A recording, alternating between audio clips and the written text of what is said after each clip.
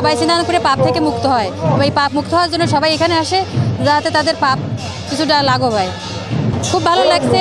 অনেক অনেক গোসাই, তারপর অনেক যারা সাধনা করে তারা সবাই আসছে এখানে। অনেক কীর্তন নাম অনুষ্ঠান এখানে হবে এবং তারা অনেক ঠাকুরের নামে মাতোয়ারা হয়ে যাবে আগামীকাল থেকে, আজকে থেকে। মোড়াকান্দিতে আমরা এসেছি আমাদের ধর্মকর্ম নাম করতে, আর যেখানে যে মানত করা হয় পূর্ণ হয়, আমরা সেই উদ্দেশ্যে এখানে এসেছি। আমাদের শ্রীরাম লক্ষ্মীকালীতে আপনারা যাবেন, সেখানে এরকম অনুষ্ঠান হয়। আমার বাবা মারা নিয়ে যেন ভালোভাবে বাঁচতে পারি, বাকি জীবন যেন ভালোভাবে থাকতে পারি, এটাই মনের আশা। সেনার আগে একবার করছি আর একবার আসছি, আর যদি বেঁচে থাকি সামনে আবারও আসবো। বল বেড়েছে, কিন্তু সেই মহাভাবটা শুষ্ক হয়ে গেছে। সেই সমাজে মতো দেখছি, এখন আর সেই মতো দেখা যায় না। আমি ঠাকুরবাড়ি এসেছি পরিবারের সঙ্গে, আমার শ্বশুরের ইচ্ছা হয়েছে, এই কারণে আসা। দেশ বিদেশ সবাই সব থেকেই আসে, বাংলাদেশ ভারত বা বাংলাদেশের বিভিন্ন জায়গা থেকে আসে। শুধু স্নান হবে কেন, শুধু স্নান হয়, এটার যে আর যে অনুষ্ঠান আদি আছে সেগুলো হয়, আর সাথে সাবনের হিসাবে মেলা হয়।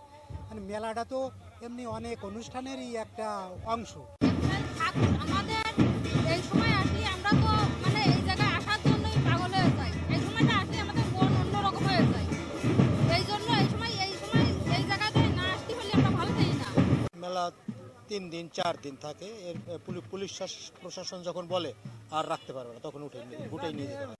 আমার যতদূর মনে হয়, আমি এখানে 7-8 বছর আগে থেকে এখানে আসি এবং চেষ্টা করি প্রতি বছর এই বারুণীর মহামেলার এই সময়টাই অ্যাটেন্ড করতে চেষ্টা করি। যেহেতু সারা বছরই লোক আসে, কিন্তু এই সময় যে মানে কাছাকাছি আসা, ঈশ্বরের কাছাকাছি আসা, এইটাই মনে হয় এই তিথিতেই সম্ভব হয়।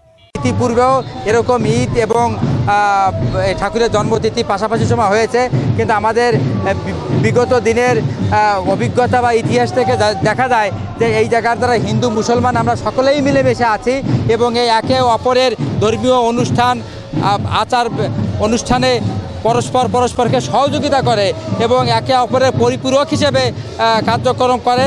তাতে আমাদের আশাবাদী যে ঈদ এবং এই ঠাকুরের জন্মতিথিতে কাছাকাছি হলেও সড়ম্বরে শান্তিপূর্ণ উৎসবমুখর পরিবেশে হিন্দু মুসলমান ভাইদের আমাদের সকলের সহযোগিতায় এবারও উদযাপিত হবে এই ঠাকুরের জন্মতিথিটি।